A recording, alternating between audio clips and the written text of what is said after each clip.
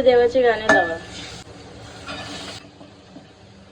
नमस्कार मंडळी, मी अंजली. तर आज टिफिनसाठी बनवते चणा डाळीची सुक्की भाजी. आणि लहानपणीची आठवणच आहे. चणा डाळ, मूग डाळ फ्राय ही आमची आई आम्हाला म्हणजे आवडीचीच होते. माझ्या भावाला तर मूग डाळ फ्राय खूप आवडायची.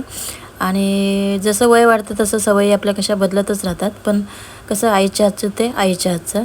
तर आज मी एकदम खारीसारख्या चपात्या बनवते मस्तपैकी चहासोबत खाण्यासाठी. खूप दिवसानंतर इच्छा झाली की चहासोबत चपाती खावी. तर त्यासाठी कुरकुरीत अशा चपात्या बनवून घेते.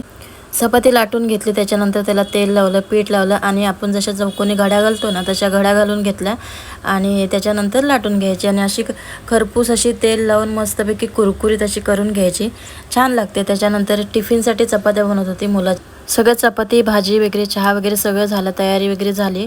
कारण सकाळचीच आपली गडबड असते बघा गृहिणीची. कारण सकाळी टिफिन वगैरे सगळं झालं की नंतर आपल्याला बरं पडतं. म्हणजे पोटाला कसा आधार होतो. वरण भात वगैरे सगळं होईपर्यंत कामं काय आपल्या घरची सावकाश होतात. पण पेटपूजा पहिली असेल ना तर म्हणजे बरं वाटतं. तर चला भेटूया नेक्स्ट. देखो बारिश हो रही है,